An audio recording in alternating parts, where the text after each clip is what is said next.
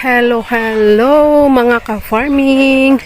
Welcome to Antonio Di Charlie Farm. For today's video guys, ay ipapakita ko yung bagong bakod na ginagawa namin ngayon ni Papa. So for safety purposes guys, kahit merong bakod na dyan sa palibot ng farm, so nagpalagay ako ng bakod dito mismo sa harap ng aming bahay. Lagyan natin ng sariling gate kahit hog wire lang. Ayan, for safety purposes guys.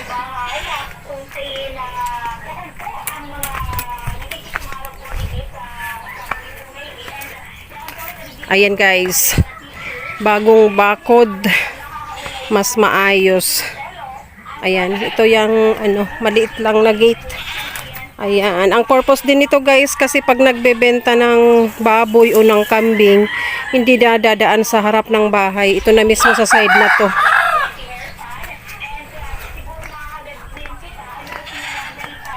Ayan, hanggang dito lang.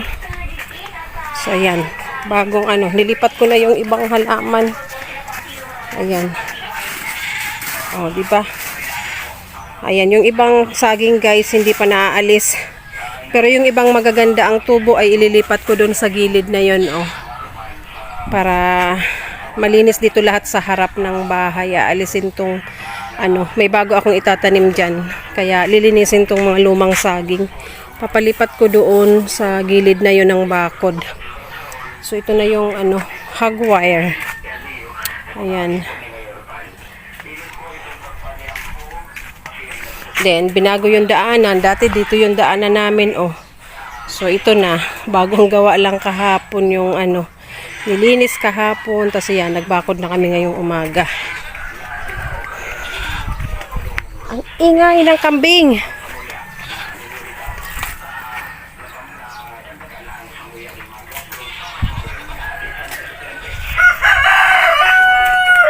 Dating sagingan dito, guys, oh. Yung iba tinanggal na, ililipat na lang. Ito namang dalawa na to ay pahinog na. Ito nga pala, wala naman tong bunga, pwedeng tanggalin. Itong isa na to guys, oh, wala tong bunga. Itong isa may bunga yan, oh.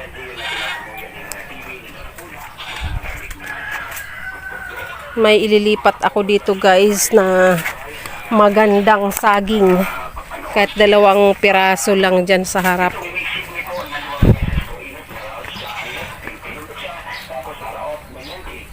Ayan. May nakasilip na kambing. Ayan, pinakain yung mga mga damo dito guys, kasi lilinisin lang naman. So sayang ng damo.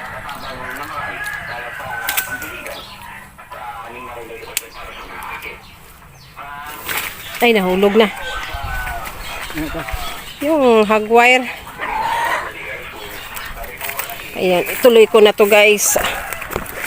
Ituloy, aray. Natumba. Ituloy ng ilatag para magtali na lang si Papa.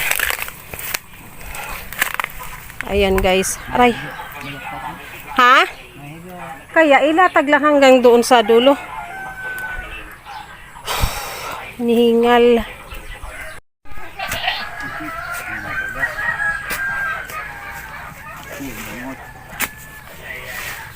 Ayan guys, malapit nang matapos.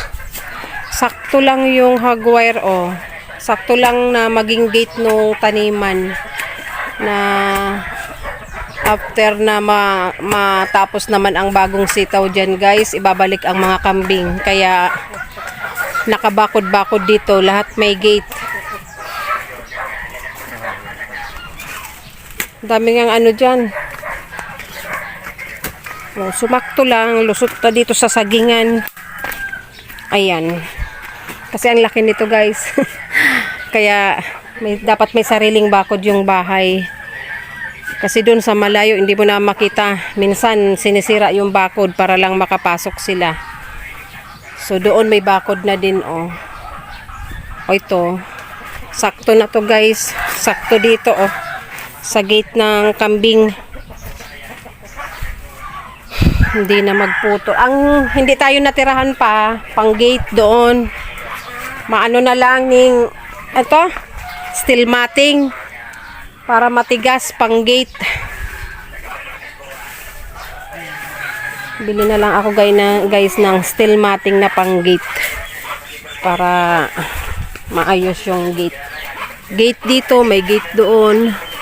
At least dito laging sarado. Doon pag araw bukas kasi dumadaan yung pinsan ko. So gabi lang doon isasara, pero dito yung laging sarado, yung dito sa may bahay. Ayan guys, maganda na oh.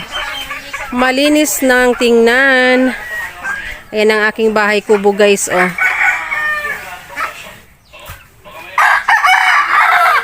Ayan ang bako. Doon dati ang daanan oh.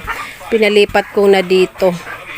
Kasi pag naglalabas na mga baboy, dadaan pa dyan sa harap. So ito na, diretso na guys. Exit hanggang doon. Tapos ito lang. Nasa harap ang taniman. Tapos itong side. Ayan na guys yung pinakod namin. Oh, natapos na. Ayang poste na yan guys, yung pinutol dyan na malunggay. And dito, nalinis na, ayan, nataniman na ng gabi. Gabi or laing.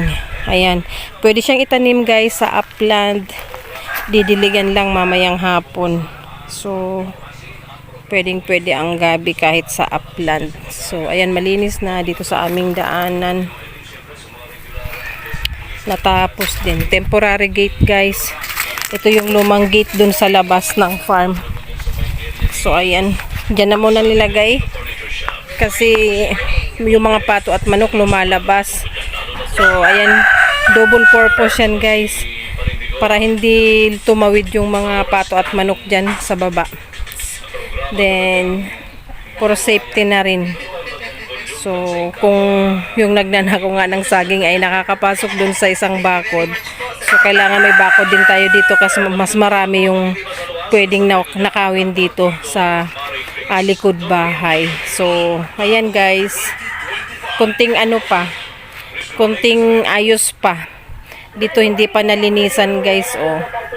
So, pakunti-kunti lang kasi busy kami ngayon sa mga bagong tanim.